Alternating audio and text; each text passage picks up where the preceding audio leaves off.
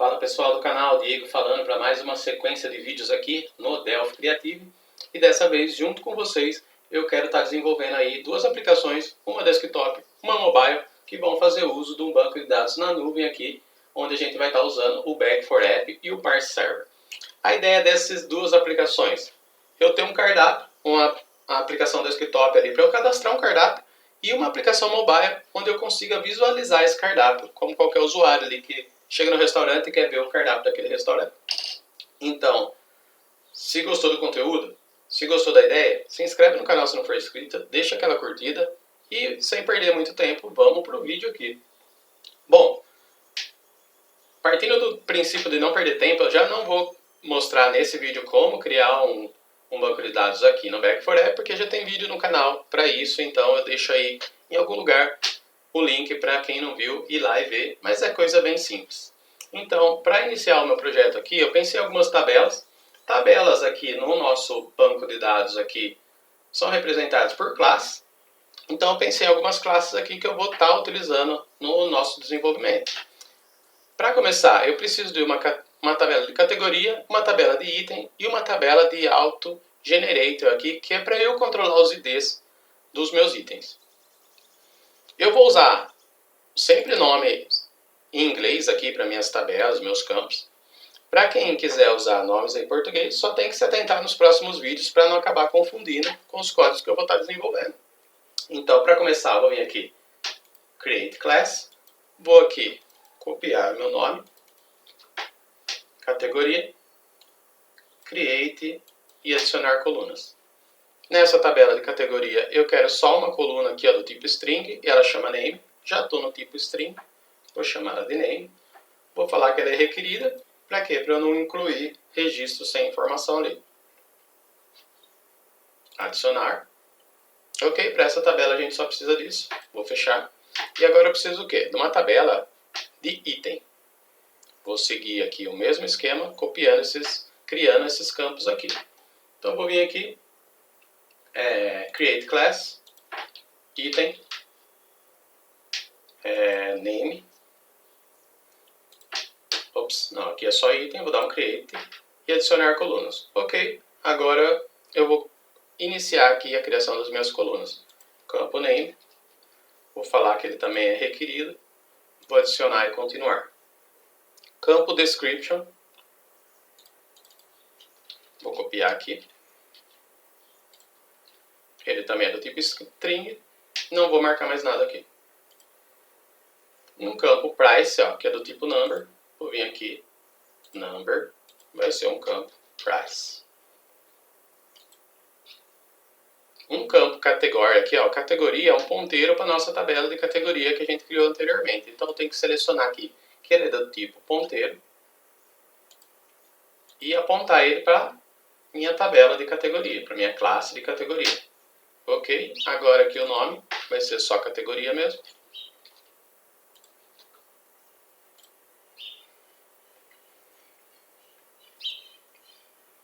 Um campo aqui para eu estar fazendo o upload de uma imagem aqui para o nosso cardápio, para o nosso item.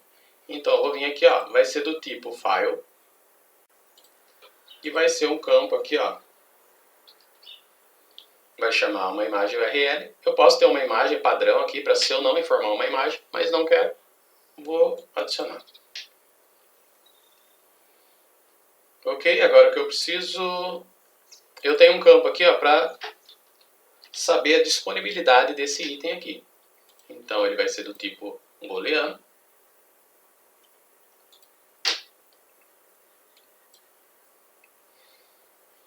Também vou ter um campo aqui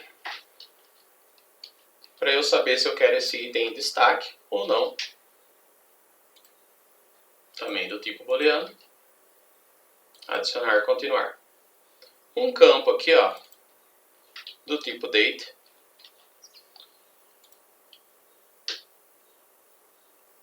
Um campo do tipo date, chamado delete add, para eu controlar o que foi deletado e não apagar realmente da minha base. Só setar um valor ali para eu saber que aquele registro foi excluído, se eu precisar. E aí eu tenho um campo ID item ID aqui, que vai ser do tipo number,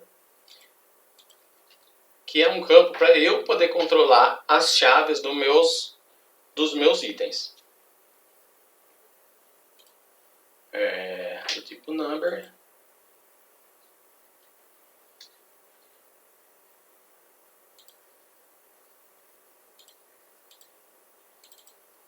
Ele tem um espaço aqui. Ok. Encerrei aqui a criação dos campos da minha tabela, da minha classe de item.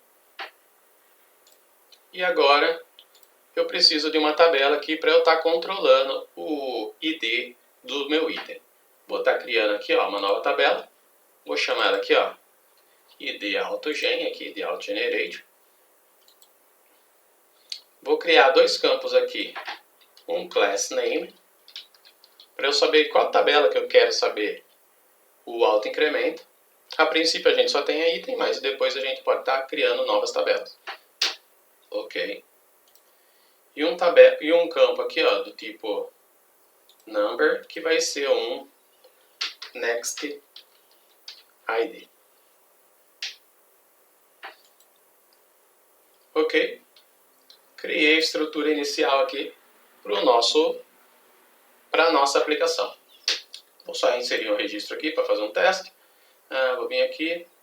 Nota que todas as tabelas que a gente cria, ele já cria vários campos aqui por padrão. Inclusive aqui o Object ID, que é o identificador que ele usa para identificar o registro. Eu posso vir aqui e deixar visível só o que realmente foi importante para mim. Vou clicar aqui, Vou vir aqui agora para adicionar um registro e vou vir aqui que eu vou ter, por exemplo, uma categoria de pizzas. Ok? E agora, se eu quisesse adicionar uma pizza aqui no nosso item, eu ia vir aqui, row.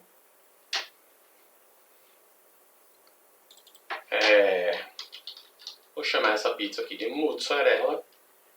Poderia colocar os ingredientes aqui no campo descrição. Vou pôr um valor aqui, nada é obrigatório por enquanto. Opa. E aqui vou vincular essa pizza naquela categoria de pizzas que eu criei.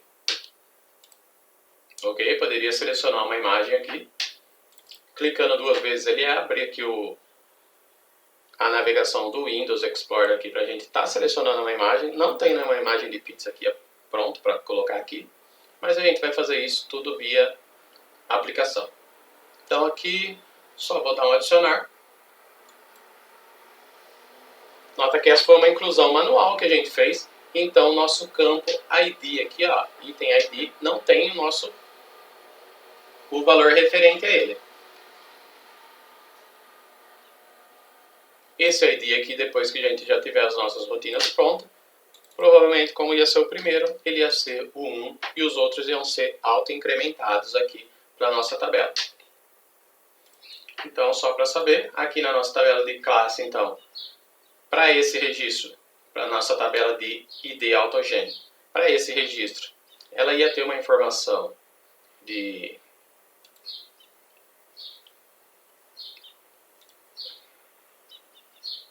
Deixa eu deixar só visível aqui o que eu quero.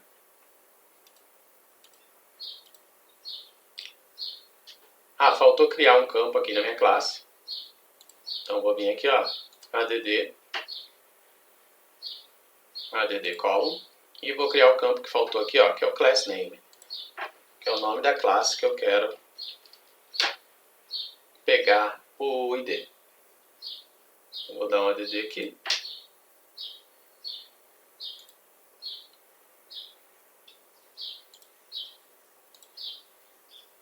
Agora ele criou. Aparentemente eu não posso usar o nome class name aqui para minha tabela, para o meu campo.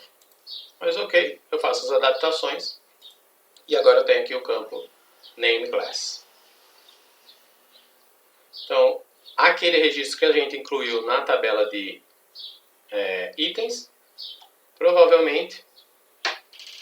Então, aquele registro que a gente incluiu na tabela de itens, ia vir aqui consultar nessa tabela se já existia um ID cadastrado aqui para ele saber qual que era o próximo.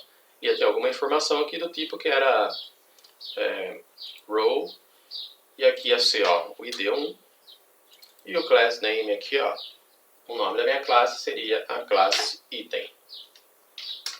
Dessa maneira ele vai vir aqui e buscar para ele saber qual que é o próximo ID.